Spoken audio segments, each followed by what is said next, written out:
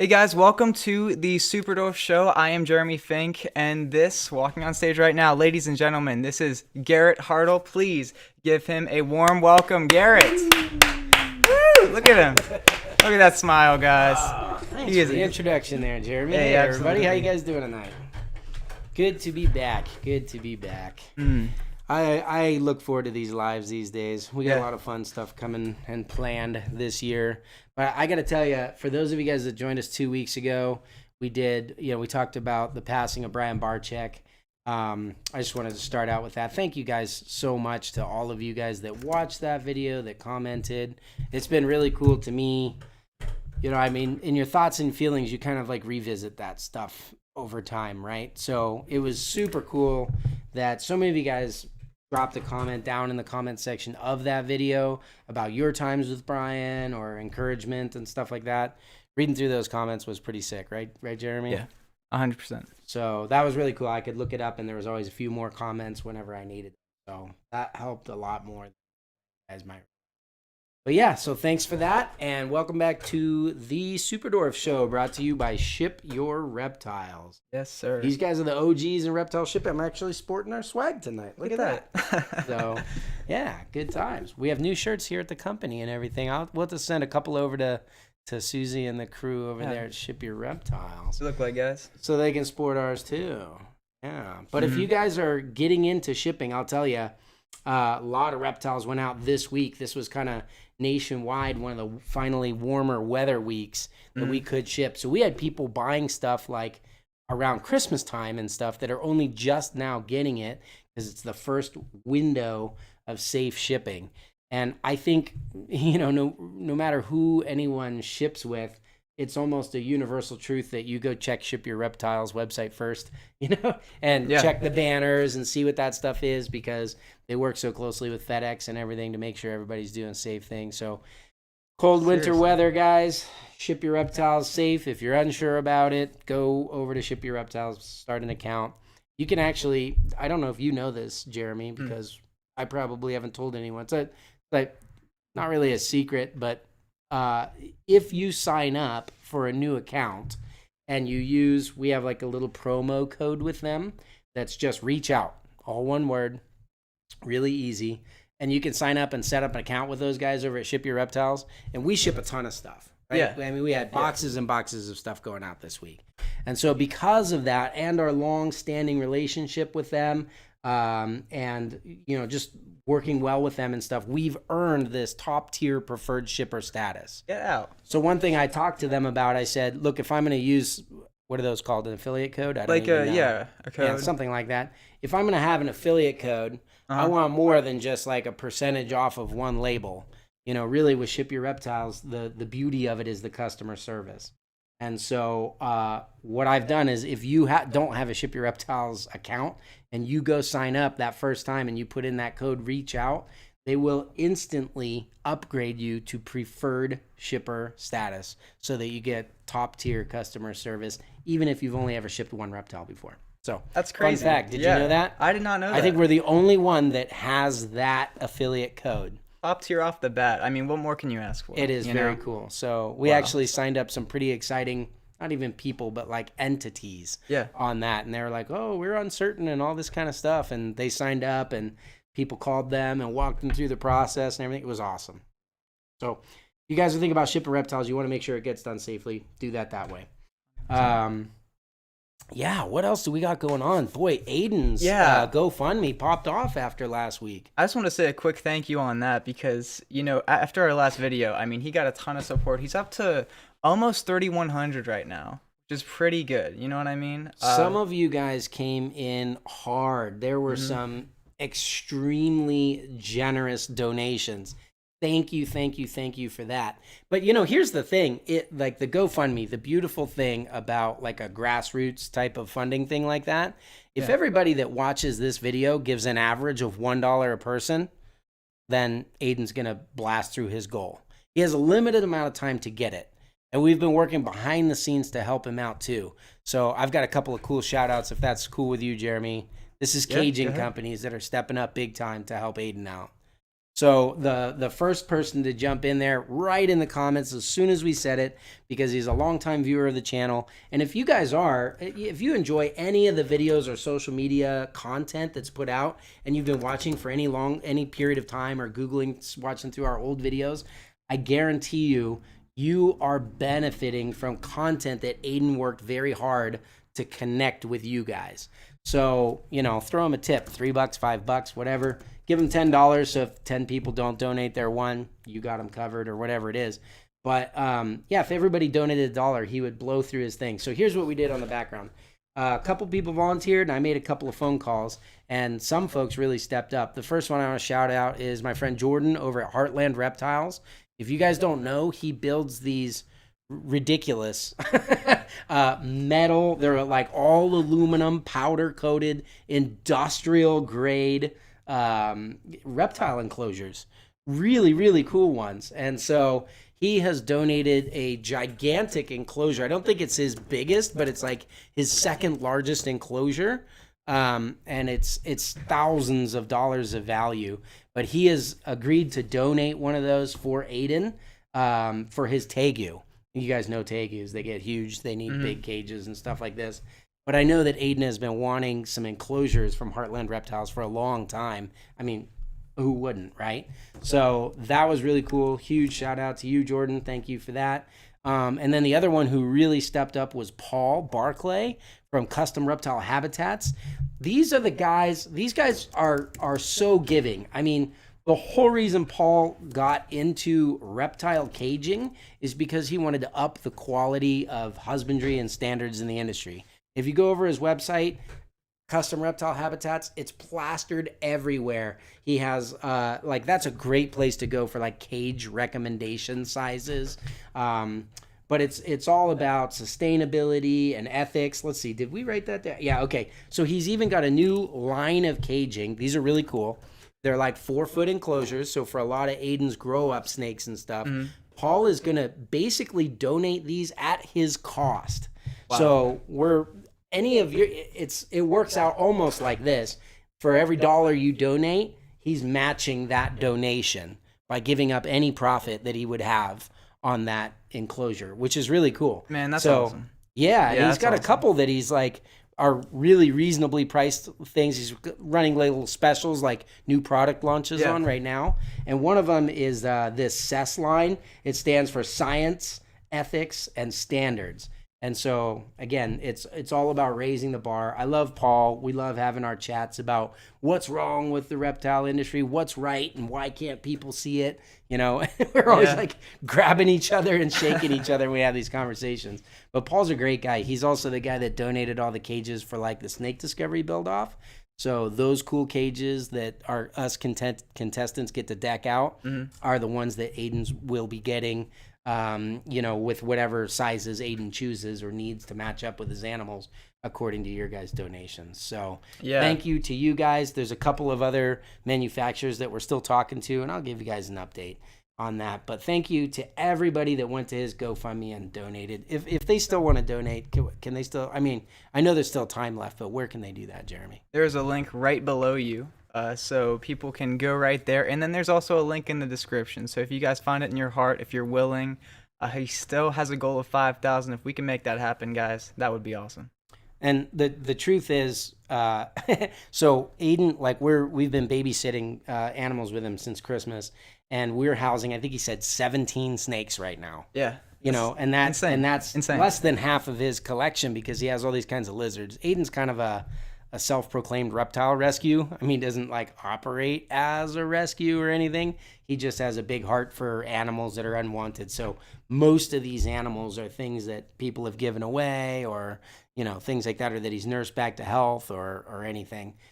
So he just has a ton of animals. But it's a ton of stuff. That I can tell you, even with the people donating and the caging and stuff, he's going to be out more than $5,000. He just doesn't like to ask for help, Yeah. Like if you think about that level of caging, if you need, like Herpstat 6s for thermostats, let's say, for example, that's like a $400 or $500 thermostat, and it only has 6 zones. So, he needs to have 3+ of those just for the snakes that are here. I mean, that's like a third of the budget right there with no caging, you know, not to mention bowls and supplies. He lost everything, managed to get the animals out, but everything burned in the fire. So you guys can help him out. He has definitely done a great job for you guys and the reptile industry in general over the years, you know, worked really hard to do that kind of stuff. So if everyone give him a little tip, that would definitely help out. And thank you guys so much to those of you who have stepped up and made larger donations. I've seen those. I really appreciate it. I'm blown away by your generosity. And to those of you guys who have cage manufacturing companies that have heard about this and have stepped up to help them out as well. That's awesome. We actually have someone in the comments who's offering to donate some cages right now. Todd Danielson. I mean, they're used, but he's willing to do whatever he can. So that's awesome, Todd. Yeah, Jordan was actually telling me about that. So that's fantastic. Todd, if you want to just get a hold of us, shoot us an email, info@reachoutreptiles.com. I'll put you in touch with Aiden.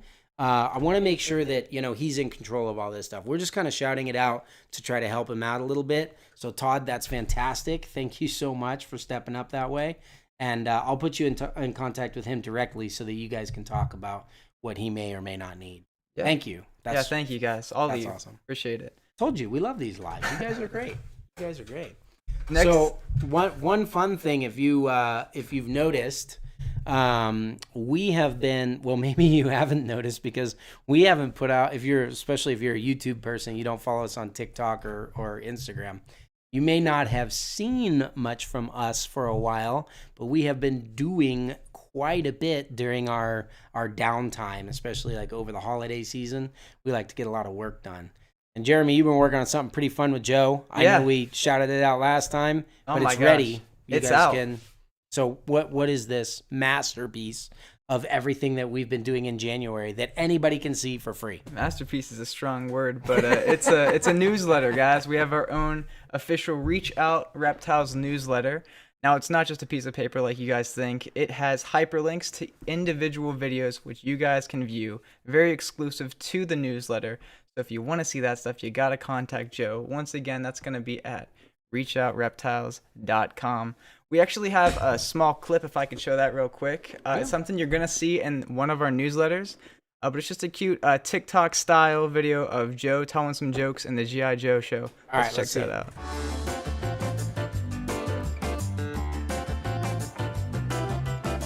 So, what happens when a snowman has a temper tantrum? It's a meltdown. What do you call a fake noodle? A fake noodle? I have no idea. An impasta! Honestly, go back to work.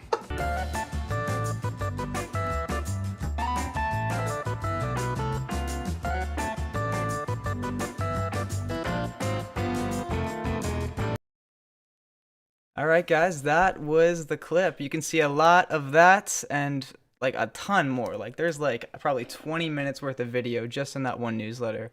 Those dad jokes, Joe, I don't know if that's going to make people want to come sign up for this newsletter or just run away. I don't know. I guess the numbers won't lie. Yeah, they won't. We put a sign up sheet. If you guys want to get in this, you just have to go to reachoutreptiles.com, scroll down a half a page, and it says right there, sign up for the newsletter, throw some goodies in there.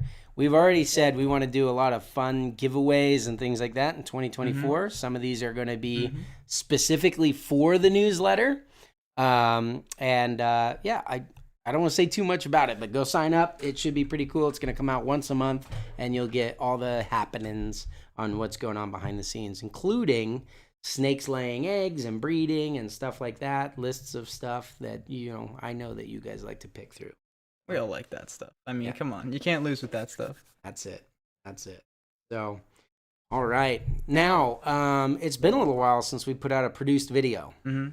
So we're going to go. We still have a ton of work to do, I think maybe for the rest of my life. But while we continue to do some of this behind the scenes stuff, I keep giving myself like this March cutoff. Like I have until March to tidy up a few projects around here, because then, all babies break loose. We start hatching our baby retics and everything, and it goes crazy. And it's funny. I've been playing around with the house snakes. Some of you guys know, and they might even make it into the newsletters occasionally. But house snakes just finished hatching, and I'm like 99% of the way caught up on just record keeping of everything that we hatched there. I think last week I labeled something like 400 hatchling house snakes. Sexing them, IDing them, figuring out even like what they are and all this stuff, giving them all ID numbers. So it's crazy. So between doing that and then these projects I'm starting, and then the baby retics are going to start to come real soon here. We are still going to start putting out some YouTube videos. It's a lot of work to do consistent YouTube videos, but we're going to jump back into it. I think you guys will like it. It's going to be kind of back to basics, sort of like I don't know, more behind the scenes style videos for a while, at least until I can get all my projects done and sit down somewhere and come up with topics and scripts and stuff like that. Hey, if you guys want to help out, you can always shoot us recommendations to info@Reach Out Reptiles via email, or join our Patreon, jump in the community. Those guys always get what they want. They do. They do. Speaking of which, we have an all Patreon party right after this. You guys want to be there? I mean, $5 minimum. Yeah. Join the Patreon. That's a good community. It's a great way for us to talk back and forth with you. So like the little bit that we get on these YouTube lives, it's super. And then, we were talking about that, the how people want YouTube videos, right? Mm-hmm. We have one coming up next week, and I was able to put a little trailer together just to hype it up a little bit. We're going to take a quick look at that, and we'll be right back. Let's see what you think. Let me open it for you. We're not necessarily even trying to breed these girls, but a lot of them are like, I will lay eggs this year. That is a long, weird one. Look at that. It's like 2 eggs together. After they lay, they suck a lot of muscle tissue out, and so she's still pretty good there. Let's get a quick weight on her. We got a scale right here. Good girl, you did such a good job. No way. So that is a little bit of what to expect in the future. I'm really excited about that one because this is going to be one of my first fully produced YouTube videos. I did a couple, but we're changing it up this time, and I'm really excited about it. Garrett, are you excited about what you know of the project so far? I mean, I'm more excited about the snake, to be honest with you. Yeah. As you guys can probably see from the clip, those weren't the greatest eggs. But that wasn't a female that we were necessarily pushing or tried to breed. It was something like she cycled on her own and wanted to go. And for her health and safety, we went ahead and ran a male through there so she didn't end up slugging out.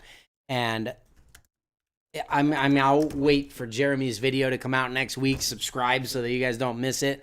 But I was blown away. You can see from the clip how small she was, but we always weigh our females after they lay eggs. I gotta tell you, we got a super chat real quick. Uh-oh. Safe, thank you so much for that couple bucks. It goes a long way. House. What's up? Thank you so much, Safe. We appreciate that a lot. Very cool. Thank you. So anyway, females after they lay eggs, they're like depleted. I always joke around that they look like a used gym sock that you peeled off. Yeah. However, no matter how much you feed or don't feed, or like if your female's fat or skinny or this or that, or whether she has a lot of big eggs or a few small eggs, the closest like apples to apples comparison that we can think of to get is to weigh them right after they've laid a clutch, right? So sometimes like giant females will have a ton of eggs in them, and it can literally like double their weight when they're gravid. But after they lay, they're scrawny, and that's not like a healthy weight. Most of the time they need to bounce back a bit, but it's their empty weight, right? It's like a dry running weight. You buy your motorcycle or your car before you put all the gasoline in there. How much does it weigh? Because the gas tank is going to be a different size for different snakes. So this way they're running on empty. They're always going to be kind of scrawny, and we get a pretty good baseline. We get, like, for example, the different localities have fairly consistent weights after laying and stuff like that. They're within a pretty tight range. Females nail basically the same weight year after year. They may increase slightly for the first few years of breeding, and then they level off.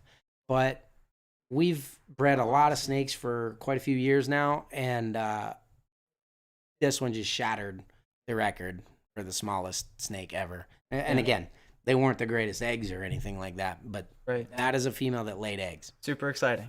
It's Great to crazy. see You that. gotta watch the video. Can't wait.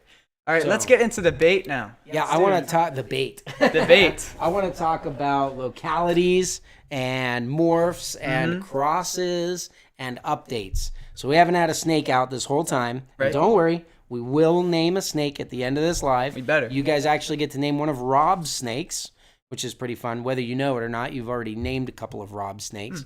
All these other snakes have already been named by you because these are my holdbacks from the past few years.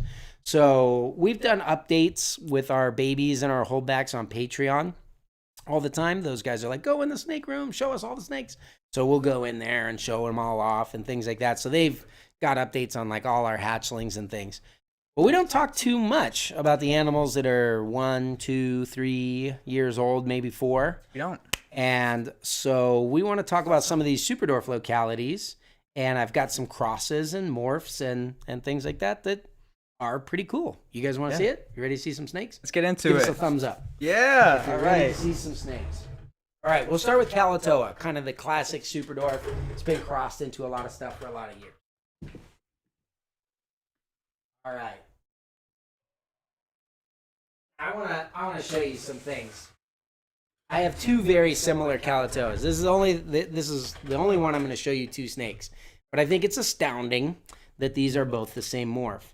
So this is a beautiful little girl named Band-Aid. Yes, I know you're in the comments, Eric Blick, and no, you still can't have her. All of these animals are high percentage Superdorf animals, but the localities that we're going to be talking about are the majority of what they have. So, for example, this animal is a 75% Catoa, and then she also has some Jampea blood on top of that, little jamp sauce, as we like to call it. And she's an example of a very, very highly selectively bred bloodline. So basically shooting for specific traits. Like with her, we're going for small size, and she's a year old now. Still obviously very small, but she doesn't look a whole lot like anything you can pick up over there on Catoa Island. We've taken the small bloodline genetics over many generations. This is white diamond bloodline. Those of you guys that know, you know. And if you don't know, you probably do need to join the Patreon. It's a pretty cool bloodline for what it does, and I'll show you a comparison here in just a minute. But this is an Annery Platinum Tiger from a white diamond bloodline. High percentage Catoa, although I wouldn't say it's a very good representation of what Catoa locality does in crosses, other than her size, because we've been breeding her for a specific look, and that look has not been, let's make a platinum tiger look more like a Catoa, right? Yeah. So if you were to take Annery Platinum Tigers and run them back into Catoa bloodlines over and over, like those kind of wild type Catoas you get, they're very dark, they're very gray, they're very dirty. They have a tendency to have a thin black dorsal stripe that I love to breed for in our Catoa stuff. So this really doesn't look anything like that. You can see a bit of dorsal stripe and heavy saddle count and stuff like that, but not that Catoa looking, especially compared to this next one. So here's Band-Aid, the yearling. Now we got Zipper, and he is 2.5 years old. And I think this animal is also exceptionally cool. You just have to look a little closer. Believe it or not, these are the same morph in the same locality. So they're both very high percentage Catoas, and they're both Annery Platinum Tigers. Now again, this girl is the white diamond line, something that I started working with in 2009 and have been selectively breeding ever since. This guy I've got 2 generations into, but instead of going for a certain bloodline look, like with the white diamond line, I love those giant white rosettes and that banded look. So every time I hold one back from that bloodline, that's what I'm going for. With this guy, instead, what I've been doing is I wanted to get Platinum Tiger and Annery together because I love it, the crazy greens and grays. But then I wanted it to look like it could have been a pure Catoa, right? So it's like a morph, but almost something that you would find in the wild. And so I bred an exceptionally unique Catoa calico, visual calico tiger, which was pretty cool. I thought that was a really fun bloodline to have in there. And it's not a simple recessive that we know of, but it certainly does some weird things. And I ran him into a very high percentage Catoa Platinum. And then we took the babies and ran back into Catoas, back and forth, until we got a super Catoa looking animal. So it's got a very broken up neck pattern for a tiger. You can see that black dorsal stripe almost unbroken, the length of his body. The tiger is definitely helping that. I have a few Catoas that almost have that on their own, which is pretty cool.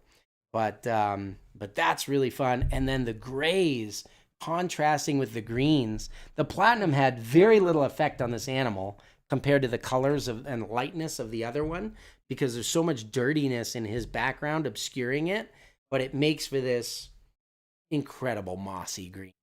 You guys, I don't know how well you can see it, but there's also like dark charcoal gray tiger stripes in between those side rosettes. We'll show these off a little bit more, like an up close in the after part. Jump over there and see them, but this is Zipper. And so we've got him run into some pretty cool stuff. Of course, cool looking Catoas, you know, and I just want to chase it, you know. I'm so much more about the bloodlines than the morphs these days. But isn't that cool? 2 very high percentage Catoa platinum tiger anneries that couldn't look more different. This one to me looks like a Catoa. You can see it from a mile away. The other one looks like a white diamond line, something we've been working for, you know, since 2009. Sure. Super clean, almost like bright patternless mainland type looks. But you'll never see a mainland platinum tiger that looks. That's pretty cool. Definitely. So we've got different morphs and different localities, and these are all my holdback examples of like what morphs would complement which of my bloodlines in each of these localities the most. And so, you know, we've been doing this long enough that just like high percentage platyannary tigers, Garrett, I like the way they look. What do you got? And you're like, well, are you talking about Band-Aids or are you talking about zippers? That sounded weird. A little bit. Because they look completely different. But we have enough bloodlines now that we can do that. We can play with them and dip back and forth into the different localities and pull stuff out. This guy doesn't have any jamp in him at all. And I think even the little jamp that Band-Aid has definitely impacts her pattern. I like jamps. I love the look. I can tell. Yeah, they're not super dwarfs, so we're not talking about them today. So next super dwarf locality. I don't know. What do you guys want to see? Let's see. Super dwarf locality. Which there's really 3 like real deal super dwarf islands. So you got Catoa. Who knows the other 2? And which do you want to see next? Let us know in the comments. What do they want to see, Jeremy? We're letting that load right now. Let's see. If any kind of suggestions.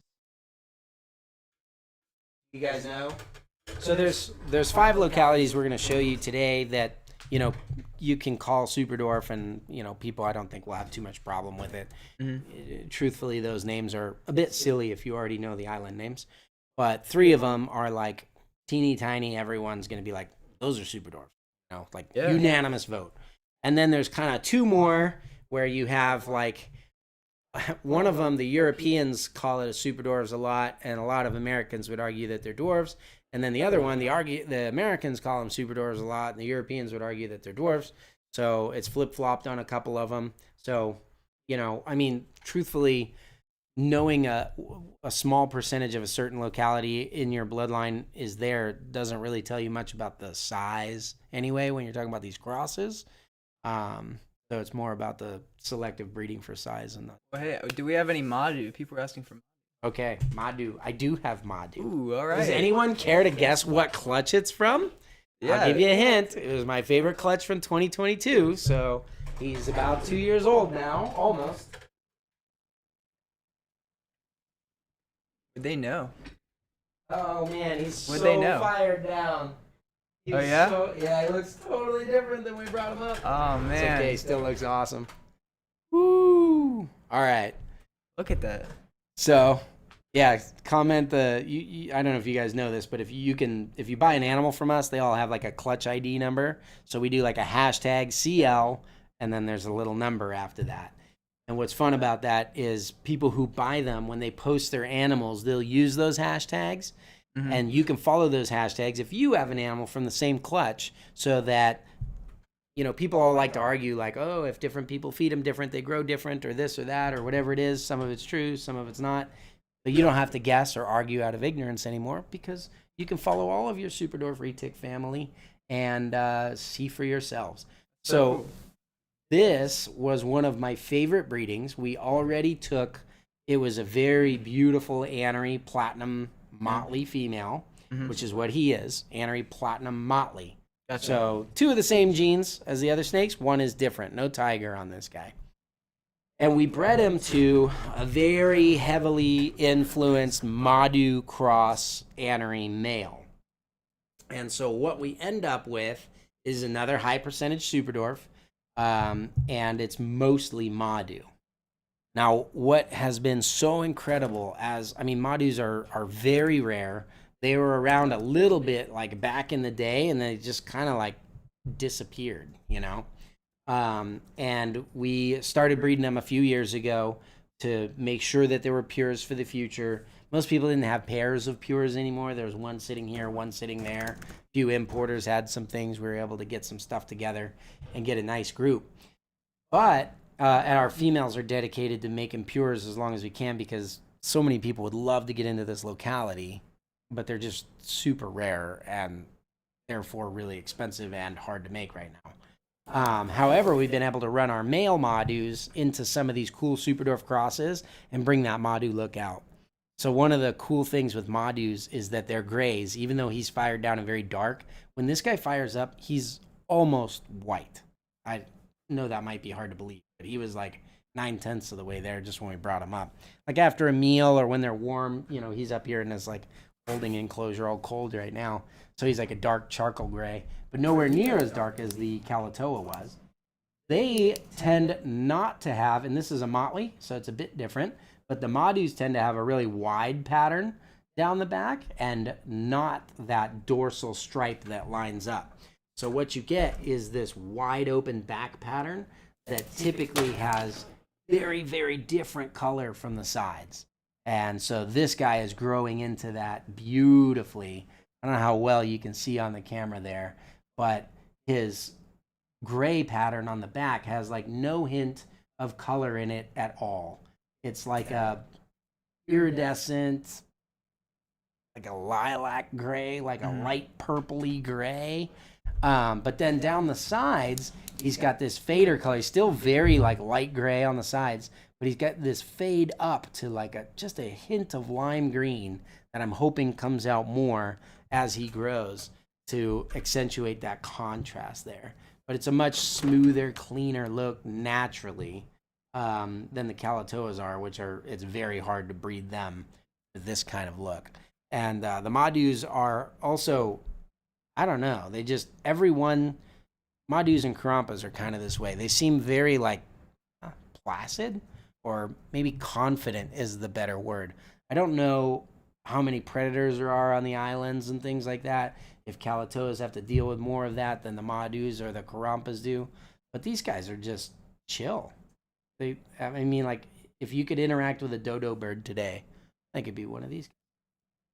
Very cool, creamy blues, greens, stuff like that. Clutch. This is, I don't know if anyone guessed in the comments or not, but if you want to test yourself, this was clutch 22009. I can't stop talking about it. Yeah. They're incredible. I love them.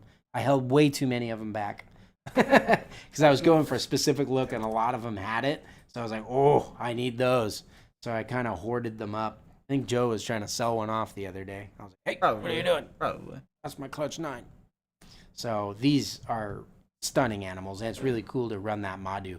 I think this is something that we're going to see a lot more of. I know there are some people that are, taking Superdorf selective breeding pretty seriously now. Yeah. That have been desperately trying to get into Madus, and some of them successfully have. So I think we're going to start seeing some cool Madu crosses. So can't wait to see what's next. Now, the other Superdorf locality of those 3 island that we have here in the U.S., that is kind of the opposite end of the spectrum. Do you guys know what I'm talking about? We'll pull it out. but you guys can guess in the comment section. What is the other super dwarf locality? They're the smallest. They are in captivity. Still the rarest, although these guys will give them a run for their money. Well, yeah, I don't know that that's true anymore. At one time, they were definitely the rarest, but we've been trying really hard to make more of them. Yeah. So we might have caught up to some of these other.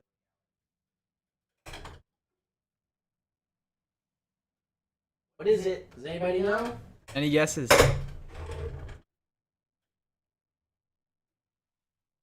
Test yourself. See what you got. I even forgot. I don't know what it is. Oh, there we go. There we go. How about this girl? This is Starlight. You guys know what she is? She looks a little different than a Madu. Different morph altogether. It's a K, right? It starts with a K. Yeah. Or kind of a C, depending on how you spell it. We got The Joshua. trick with unwritten languages. Joshua Stevens is guessing Kurata right now. You got it. That's it. So this is a Kurata locality cross. She's very high percentage super dwarf. She's 87.5 dwarf and super dwarf total, but she's 50% Kurata. And this morph is one of my favorite morphs, which is marble. And I just thought that the marble and the Kurata would complement each other very, very well. So marble kind of shatters the pattern up, and what I love most about it is not how it changes the black patterning, but how it marbles up. Get it? Those two background colors of the gray and the gold. Kuratas, surprisingly, are very bright gold animals when you start breeding them in captivity. They have a ton of contrast, but they definitely tend to be more of like that darker, kind of the color tones of the Catoas, but with a look all their own. Check out what the Kurata did to this marble. So you can see the morph and the locality fighting each other. Her neck looks almost pure Kurata. Very broken pattern, shattered all over. And then this snake is like 3-in-1. The center part of her body looks much like a lot of other super dwarf marbles that you would see. She's very striped, kind of a reduced pattern on the back, but super heavy pattern on the rosettes. Probably my favorite trait about Kuratas. Instead of having minimal side rosettes, like those little porthole windows, and then a lot of back pattern, they have kind of a finer back pattern. Although it's there, it's pixelated and it's cool, but the heaviness, the contrast, the inky blacks run down the sides, and that makes for cool looks no matter where it's at. Like if you look at these side rosettes up here on her neck, like there's more black to them than white. Normally they're a big black spot with a big white spot with a little black surround. These are the opposite. A little white speck in the middle of a giant inky black spot. Looks like jaguar spots. So then it stripes out in the middle. And then another one of my favorite traits of Kuratas, look over every inch of them, awesome, are their tails, how the patterns turn into these, they look like stalactites or something hanging down from the top pattern, these very pixelated, jagged triangles. If you look at this girl's dad and you look at his tail pattern, it's almost identical to hers. So it's like that Kurata tail pattern came back over and was like, forget you, marble. Kuratas in the house, and just absolutely took it over. Very, very cool. Now this girl's going to be 3 years old this year, so she's a little bit older. Yeah. Clearly a really small bloodline. Her brother is the same size, and he's already sired several clutches for us this season. But you would know that if you were on our newsletter, because it updates you on a lot of the breedings. So that is true. Will be pretty cool to see. Mm-hmm. And I doubt, with knowing what I bred the male to, the male high percentage super dwarf Kurata marble, I'm probably not going to sell too many of those babies. Probably not. The thing is, they all go to like these tiny females that give like tiny clutches, and then I hoard them all. You know what I mean? You guys could have some dwarf crosses. You'll be fine. So that was Kurata. And those are kind of like the three, like if you're going for the smallest localities, again, crosses throw sizes out the window. You can't say it's a Kurata cross that's going to be small, or Madu cross that's going to be small. It depends on what you crossed it with, right? and how many generations and how selective you were, or are you just trying to like lick and slap that Super Dwarf label on there? Yeah. But as far as the pure localities go, these three are the smallest that we know of. Now, there's two other localities, like I said, that people call dwarf or super dwarf or whatever, and they are definitely small. They're small snakes. I actually have an adult female of one here. Okay. That I can show you. This wasn't always the rarest locality, and it's certainly not in Europe. But since exports shut down in the U.S. and the way that things have gone with this locality historically, there are almost none left for pures. We had a quick question. How big a female can you put to a male that size? Oh, like if the male's small and the female's huge? Yeah. Oh, I've got some funny pictures of like mainland females from early super dwarf breedings where we're like, let's make 50% super dwarfs. And we'd throw males only slightly bigger than this in with like 18-foot females, where the male literally can only coil like twice around the vent area of her tail, and he's along for the ride. So you can pretty much go as big as you want that way. Going the other way is a little bit trickier. After a certain size disparity, it just doesn't fit anymore. Yeah. All right. So here's some kind of exotic localities for you.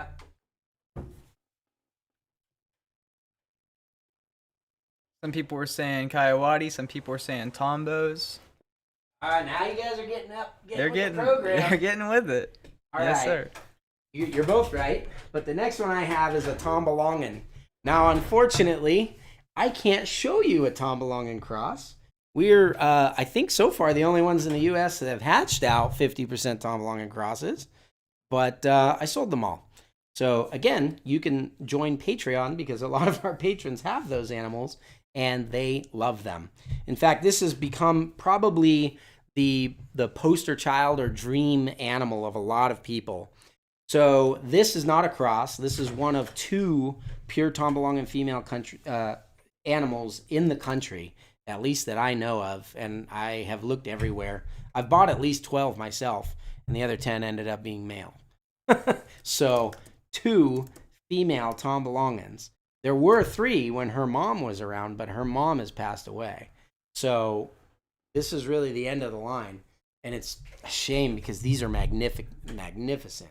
These are likely a completely different subspecies from the others, and they're basically, you could think of them as like a miniaturized Sulawesi.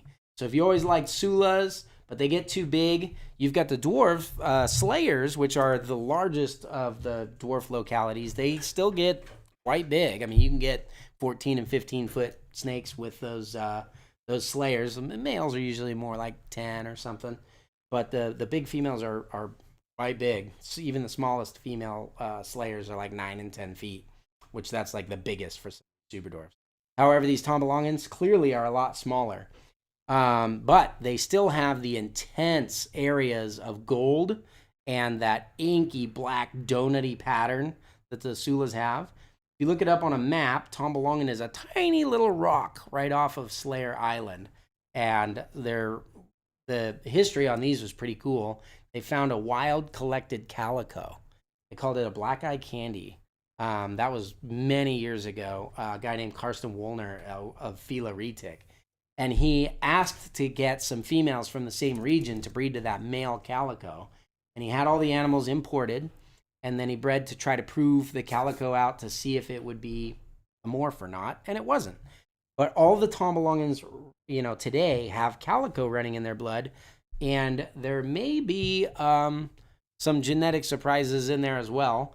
We're going to have to breed these. This is the only of the 7 localities that I work with in the dwarf and super dwarf that I haven't bred. And that's because this girl is now just turning 4 years old.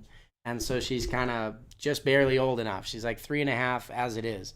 We gave her everything she needed to breed last year, and she's like, nah, I'll wait. So we're waiting on her. But this is what a 4-year-old young adult female Tomballongan looked like. One of the fun traits that they have that the other super dwarfs definitely do not are these little like French bulldog heads.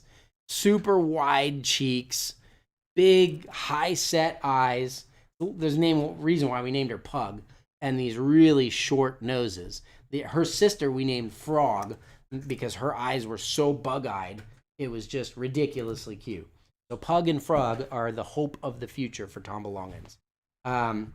We may, again, you got to join the newsletter if you want to see what's going on, but we may just have some more Tomballongan crosses incubating in the future for hopefully this year. May or may not, you know. May or may not. Who knows? But here's the Tomballongan. It's a cool locality. I wonder what it looks like in bleep morph.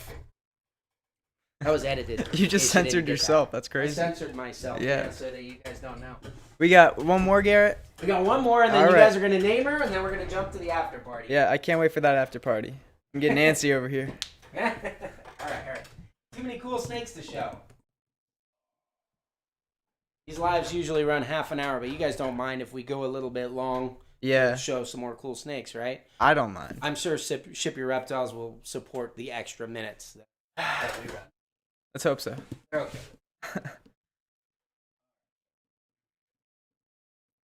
Okay. This final one is from an island that's kind of on the other side of Slayer from Tomballongan, but a little bit further away. And this locality is Kaati. Now, this particular one is, again, a cross, and she's crossed into Sunfire. So what's cool about the Kawatis, they have really rich coloration. But B, they're still quite small. And C, they lay proportionately gigantic clutches. So if I have a Kaati and a Catoa female that are the same size, laying eggs, the Catoa is going to lay larger, elongated eggs, kind of like you saw in that clip. Those are like super long eggs because that tiny female. But they're really big, elongated eggs, and there are fewer of them. And this is part of the reason why a lot of really good small superdwarf bloodlines are so hard to get a hold of. You know, why it's taken us so much to amass that collection. But with Kaati, they're so much easier to work with as a breeder. So brighter colors, great small size. They may not be the smallest, but they are quite small. And they are very prolific. So that helps their price to come down while their beauty goes up. And it's a great recipe for anyone trying to get into these kind of superdwarf crosses. So you can see the intense colors. You see her head shape is not like the Tomballongan. She has that more classic superdwarf style head shape. But she has so much more. This is a Sunfire head anery. She has so much more color in her. You can see the green getting thrown from that head anery showing through. But with a Catoa, Kurata, Madu, it would probably reduce a lot of these blacks, at least up here on the dorsal. The Kurata might still keep some of it down low. But this Kaati preserves it. So you can see, look at that. She just looks airbrushed.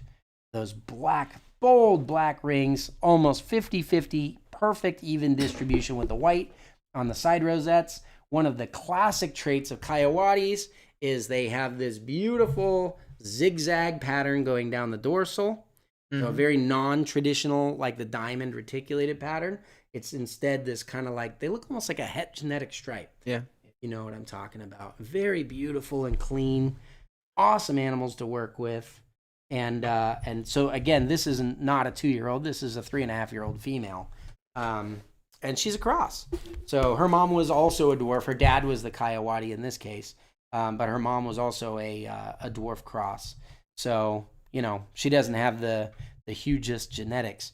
But boy, the Kaati in this is just absolutely incredible. If you guys want to go watch the breeding on this, it's the video where Rob and I did this breeding together. And we made these Sunfires and Platinums. But Rob's female does not have a name. It's very sad. My girl's name is Jane Daniels. I kept a Sunfire. He kept a Sunfire. We couldn't agree. Truthfully, I kept both of these female Sunfires. And I think he sold whatever holdback he had or something like that. I don't remember what happened back in the day. But he's like, oh, I got to get one again. So he got this one back off of me. And I couldn't decide if this one was better or the other one. And I don't know, I might have screwed up and gave Rob the cool one. Might have. But she has no name. So, We just gotta like give we her do one. every week on the live, you want to explain it, Jeremy? Absolutely. So we take a second on every live afterward, and you guys give us your best suggestions for this name. I'll read them out. They're going to be anonymous. I'll read them out, and Garrett here gets to pick which one he likes the best, and then that's their name. You named a snake, and that's kind of what's really cool about this whole thing. You know what I mean? Is that going to help you connect with them more, Jeremy? I was giving Jeremy a hard time coming up here. Jeremy has kept snakes for a long time. He's even bred snakes. But is it fair to say you're probably more of a ball python guy? 100%. I'm not going to fight you on that. So we threw these like long arboreal retics. I'm like, we'll take this one and this one and this one. If you guys saw the thumbnail for this video, I'm like, hold all these and try to get a picture. And then I just noticed he's like, Yeah. Yeah. what is going on? So I don't know. We'll have to make that like a super chat beneficiary of next week or something. Yeah, next week. We'll throw a bunch of snakes on you live and see man. how that goes with your guys' support, of course. It's got to be a big super chat. That's crazy. Well, you can think about what that number would be, Yeah. and maybe we'll build up to it over a period of time. I'll think about it. But yeah, this girl needs a name. It would be great if Rob was here Mhm. to name her. But yeah, I'll have to do the best I can. He can watch the video. He can watch the video and be like, oh, that's why she's named that. Okay. Well, All these snakes, they got to have a name. They can't just have a number. guys, go ahead. Give me your suggestions now. While we're doing that, I got a chat a little while ago from Heartland Reptiles. They were saying that, well, now it's confirmed. They just confirmed it now that they have 6 donors that are going to give Aiden some things. They have 2 5-stacks, a playground, and an 8er that are all going to go to Aiden, which is awesome. You're kidding me. No, I'm reading it right now. Thank you so much. You're kidding me. Dude has been working hard behind the scenes. Yeah. Holy smokes. Pays to have the right friends. And 6 speaking of which, you better all go friend request Heartland Reptiles right now. 6 different donors. So 6 different donors going through to help get some of his caging to Aiden. Aiden, yeah. That's fantastic. Dude, Aiden has been drooling over your cages the entire time. So that is absolutely incredible. Good work. Thank you. And thank you to everybody else for throwing together. You know what I mean? It's like, Yeah. we realize like, times are tough, but they're not like my house burnt down tough, at least not for me. You know what I mean? Mhm. So it's been really cool to see the coordinated effort come together. For somebody like Aiden that is, if you don't know Aiden, he's very humble, he's very hardworking, and he kind of knows everybody in the reptile industry, but he's also very behind the scenes. So it's been awesome for me to see you guys coming forward to help him out, just because you appreciate his educational efforts and providing great content for you guys over the years, stuff like that. I mean, this is the coolest payback of appreciation for all these Reach Out Reptiles videos over the years. He was my first employee that come work with me. It used to be him and me sitting down, and my wife would bring us lunch when we were working in the basement, Yep. thinking about like, what can we do to make a living with reptiles? Wouldn't it be cool if you could make a living with reptiles? Would be cool. And honestly, these fantastic locality animals and their crosses and everything have been the answer. All right, so Thank you, Heartland Reptiles. That's Yeah. awesome. Okay, so we Seriously. have some name suggestions. we have some names. Okay, we You know got what? Hold on. Just because he's here in the chat and everything, I'm going to let Jordan, I'm going to let you pick the name. I guess unless you threw the name out there, that'd be a little unfair. But why don't you go read some name suggestions off, and then Jordan, you can pick the name for this snake, and we'll tell Rob that okay. it was you. I like that. Jordan picks the name. Okay. All right, so as Jeremy reads them off, Jordan, pay attention, and then at the end, Jordan, you can just comment what this girl's name will now and forevermore be. All right, Jordan. Looking at the chat, we have Spilled Milk, Tomina, we have Madame Leota, Palmetto, Mine. Yeah, I like that. We have Tempest. We have Roberta. We have Penelope. We have Shigo. We got Spot. We have Cornflake. We have Not a Ball. We have... That one was for you, Thomasina. Jeremy. Yeah, I know. That was a direct hit to me. Thanks, Jason. Oops, my bad. There was Beauty. There was Malia. There was Echo. And then Cleopatra. All right, what do you think, Jordan? What's her name? Oh, and then Eric put...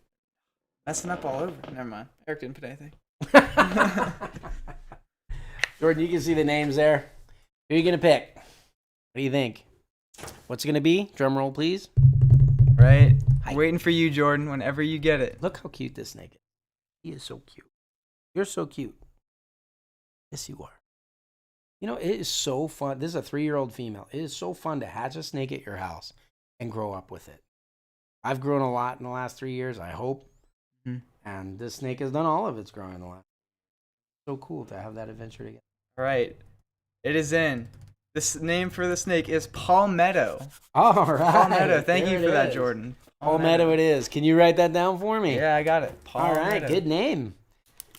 All right, guys. Well, that's it. Thank you very much. If you want to know what we've been up to, make sure you go to reachoutreptiles.com, sign up for that newsletter, and every month you will get cool pictures, videos, and stories sent directly to your inbox. Hopefully not too many dad jokes, but I can't promise We're not anything. promising anything, no.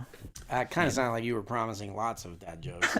Hey, I mean, And yeah, I mean, now that you guys have seen some of these babies, some of the bloodlines, how they're growing up, it's going to be very, very exciting to see as these animals start to breed, especially as they get close. Like Pug down there, the Tomohon, wouldn't you guys love to see her sitting on a pile of eggs of a new generation of pure Tomohon babies, hopefully to preserve that bloodline for future keepers to come? That's what it's all about. Yeah. Well, thank you guys very much. We'll catch you next time. And if you are in Patreon, we will see you in After Party. that's right. Quick shout out to Richard Schubert for picking that name. And yeah, I can't wait for that after party. I've been psyched about it all time. But yeah, that'll be it for the Super Dwarf Show. Richard hasn't won one in a while. Where you been, buddy? Go to the After Party. We'll see you there. We'll see you guys.